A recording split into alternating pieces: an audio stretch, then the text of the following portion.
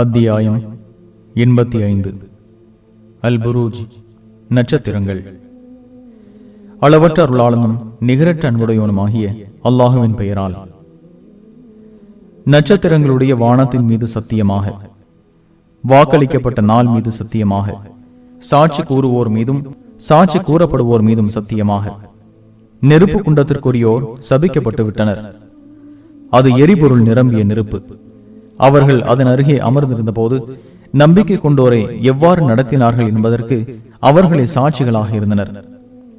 புகழுக்குரியவனும் மிகைத்தவனுமாகிய அல்லாஹுவை அவர்கள் நம்பினார்கள் என்பதற்காகவே தவிர அவர்களை இவர்கள் பழி வாங்கவில்லை. வானங்கள் மற்றும் பூமியின் அதிகாரம் அவனுக்கே உரியது. அல்லாஹ் ஒவ்வொரு பொருளையும் கண்காணிப்பவன். நம்பிக்கை கொண்ட ஆண்களையும் பெண்களையும் துன்புறுத்திவிட்டு பின்னர் பாவ மன்னிப்பு கோராதவர்களுக்கு நரகத்தின் வேதனை இருக்கிறது. அவர்களுக்கு பொசுக்கும் வேதனை உண்டு. நம்பிக்கை கொண்டு நல்லறங்கள் செய்வோருக்கு சொர்க்கச் சோலைகள் உள்ளன. அவற்றின் கீழ்ப்பகுதியில் ஆறுகள் ஓடும். இதுவே பெரும் வெற்றி. உமது இறைவனின் பிடி கடுமையானது.